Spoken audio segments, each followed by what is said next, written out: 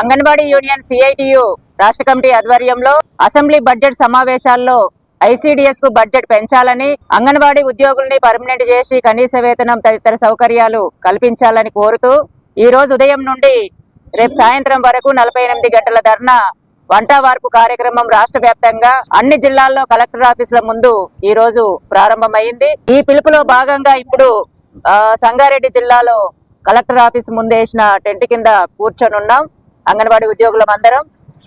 ఈ సంగారెడ్డి జిల్లా ఒకటే కాదు, మొత్తం రాష్ట్ర వ్యాప్తంగా 33 జిల్లాల్లో ఈ కార్యక్రమం అత్యంత విజయవంతంగా కొనసాగుతుంది. మొత్తం రాష్ట్రంలో ఉన్న anganwadi teachers, helpers, mini teachers అందరూ కూడా టెంట్ల కింద కూర్చొని ఈ రాత్రి కూడా టెంట్ల కిందనే పడుకొని అనేక ఇబ్బందులు ఉన్నప్పటికీ ఈ రాష్ట్ర ప్రభుత్వం మొండిగా ఉంది. మా కోసం ఆలోచించాలి, మేము పెట్టిన 23 డిమాండ్స్ మొత్తం కూడా పరిశీలించాలి, పరిష్కారం చేయాలి. రేపు లేదు ఎల్లుండి మార్చి 19వ తేదీన ఈ రాష్ట్ర ప్రభుత్వం అసెంబ్లీలో బడ్జెట్ ను ప్రకటించబోతుంది.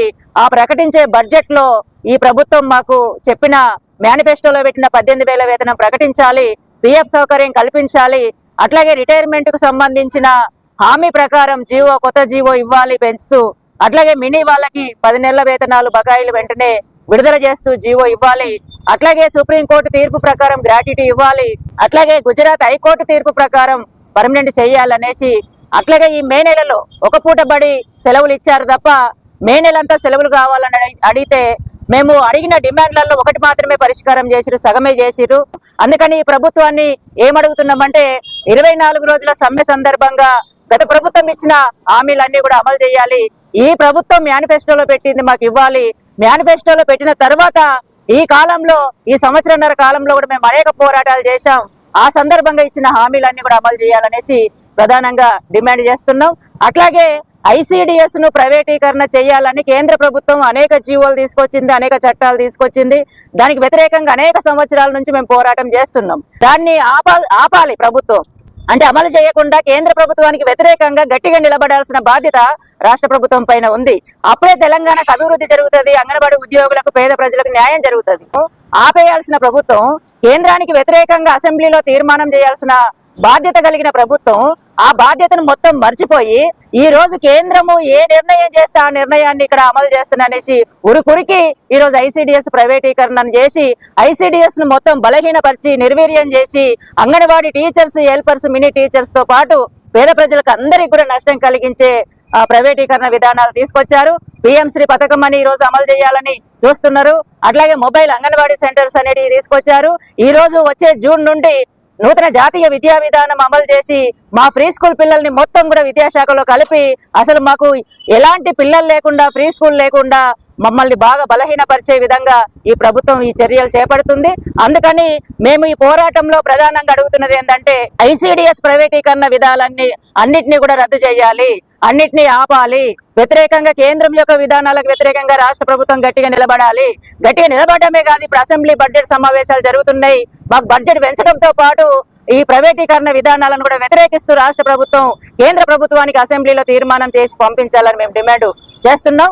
ఐసిడిఎస్ ను యథావిధిగా కొనసాగించాలి, బడ్జెట్ పెంచాలి, సౌకర్యాలు కల్పించాలి, మమ్మల్ని ప్రభుత్వ ఉద్యోగులకు గుర్తించాలి, అన్ని సౌకర్యాలు కల్పించాలి, ఉద్యోగ భద్రత ఇవ్వాలి, పని భారం తగ్గించాలి, పిఎఫ్ ఇవ్వాలి, ఈఎస్ఐ ఇవ్వాలి, ఉద్యోగ భద్రత కల్పించాలి. 23 డిమాండ్స్ మీద ఈ రోజు రాష్ట్ర వ్యాప్తంగా ఈ రోజు ఉదయం నుండి ఇప్పుడు రాత్రి కూడా ఇక్కడే వాష్రూమ్లు లేవు, నీళ్లు లేవు, ఈ రోజు దోమలు ఉంటున్నాయి. అనేక ఇబ్బందుల మధ్య కూడా ఈ రోజు ప్రభుత్వానికి కనువిప్పిగా కలగట్లేదు. మేము ఎన్ని పోరాటాలు చేసినా పొద్దు నిద్ర పోతుంది. కనీసం ఈ నిరసన ద్వారా అయినా మీడియా అట్లాగే ప్రజలు ఇవన్నీ చూసి ప్రజల నుంచి అన్నా మేము ఒత్తిడి పోతుందనే పద్ధతులలో ఈ రోజు ఇక్కడే కూర్చుంటాం, ఇక్కడే పడుకుంటాం, ఇక్కడే తింటాం, ఇక్కడే ఉంటాం, ఎన్ని ఇబ్బందులైనా సరే ఎదుర్కొంటాం అనేసి ఈ రోజు రాష్ట్ర వ్యాప్తంగా సంగారెడ్డి జిల్లాతో పాటు రాష్ట్ర వ్యాప్తంగా anganwadi teachers, helpers, mini teachers పెద్ద సంఖ్యలో ఈ రోజు టెంట్ కింద కూర్చొని నిరసన తెలియజేస్తున్నాం. ఉదయం నుండి మరి అసెంబ్లీ సమావేశం ప్రారంభమైంది, జరిగింది. మరి ఎంతసేపు వాళ్ళని వీళ్ళని వ్యక్తిగతంగా అనడమే తప్ప ఈ రోజు రోడ్డు మీద ఎవరున్నారు, ఎవరు కూర్చున్నారు, ఎన్ని ఇబ్బందులు పడుతున్నారు, మరి వాళ్ళని కనీసం వాళ్ళని మా దృష్టిలోకి తీసుకుంటామనే పాపాన ఈ రోజు ప్రభుత్వం పోవట్లేదు.